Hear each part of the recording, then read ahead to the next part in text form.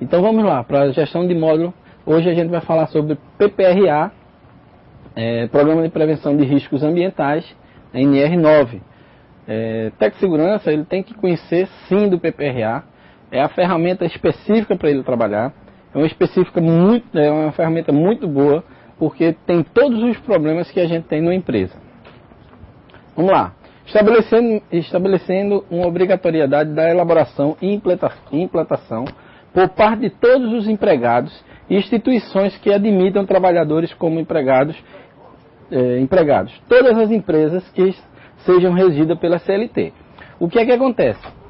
Toda empresa com CNPJ que tem um funcionário, ele tem que ter o PPRA.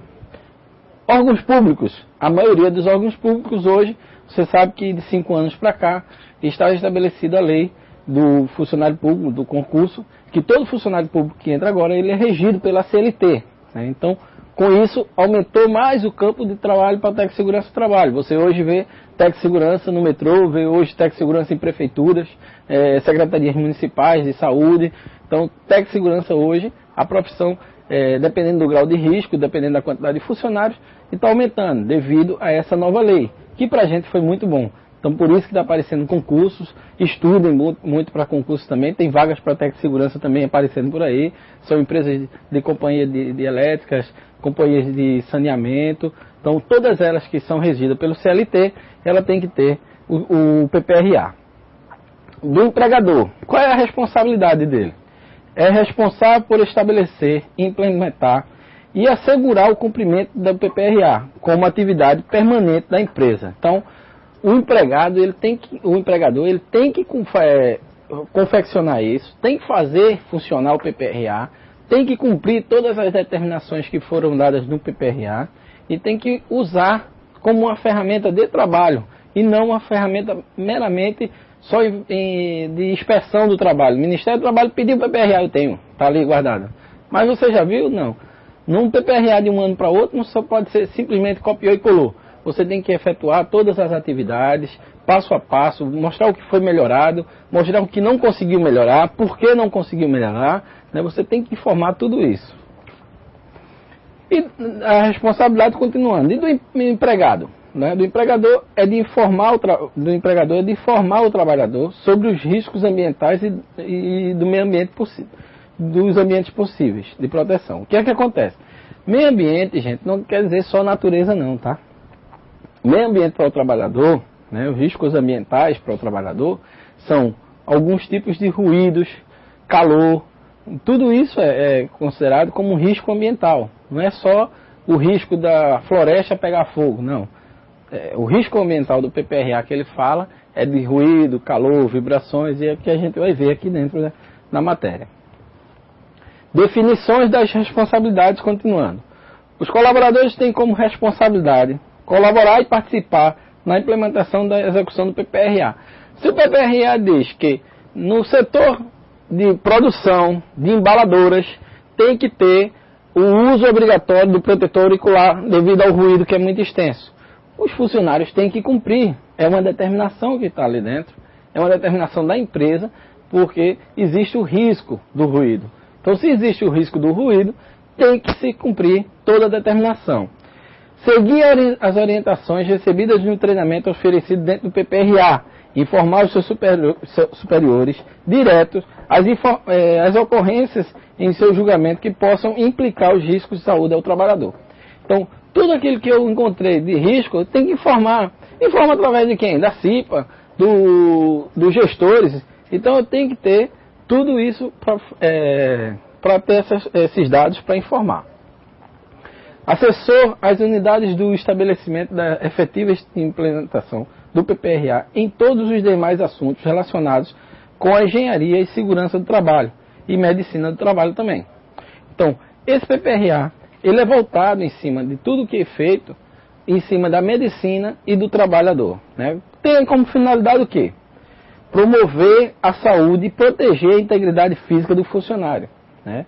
Não só física, psicológica também, tá? O ruído traz problemas psicológicos. Realizar anualmente, junto com a administração do estabelecimento, e com a CIPA e reavaliação do PPRA. Então o PPRA tem que ser feito todo ano? Tem que ser feito todo ano. Ah, a minha empresa não tem técnico de segurança. Não tem problema. Contrata uma empresa de assessoria para vir efetuar esse treinamento, essa aplicação do PPRA. Eles vão fazer um acompanhamento, eles vão fazer a implantação desse sistema. Então, se a empresa não tem um técnico de segurança, procura contratar uma assessoria para vir fazer esse tipo de atividade. O PPRA, descrito no documento, deve conter os aspectos estruturais do programa, tais como planejamento anual com o estabelecimento das metas a serem cumpridas com os prazos para sua implantação, estratégicas e metodologia de ação. Então, ele tem que informar. Encontrou um problema numa máquina, ele tem que informar dentro desse planejamento anual o problema que encontrou, qual é a solução, quem é que vai efetuar a solução e em que período vai ser feita essa solução. Então, dentro do PPRA, ele tem que dizer qual é o problema, quem é que está responsável por esse problema, para resolver esse problema, qual é o dia que vai ser usado, o mês, né, tem que falar e quais são as ações a ser tomadas. Forma de registro, manutenção e divulgação dos dados, né, periodicidade de forma, avaliação do seu desenvolvimento. O PPRA foi elaborado com base no desenvolvimento das etapas de um programa de higiene ocupacional, que consiste em antecipação, reconhecimento, avaliação, monitoramento do controle dos riscos ambientais. Então você tem que se antecipar aos riscos, você tem que correr atrás desses riscos, reconhecer quais são os riscos que tem, fazer a avaliação daqueles riscos e aí sim fazer o acompanhamento desse controle desse risco ambiental. Está sendo eficaz o protetor auricular? Não está. O óculos nessa situação aqui, a luminosidade é muito grande, então tem que trocar o tipo de cor de óculos, né? Aqueles óculos de segurança que o pessoal usa na rua, que trabalha a céu aberto, ele não é simplesmente amarelo porque a empresa achou bonito comprar. Não, ele tem uma especificação para aquilo ali. Se é amarelo, é porque tem a necessidade do uso da cor amarela ali. Amplitude e complexidade do PPRA dependerá da identificação dos riscos ambientais encontrados na fase da antecipação dos reconhecimentos. Caso não sejam identificados os riscos ambientais, o PPRA se resumirá em fase de antecipação dos riscos, registro e divulgação dos dados encontrados. Então, o que é que acontece?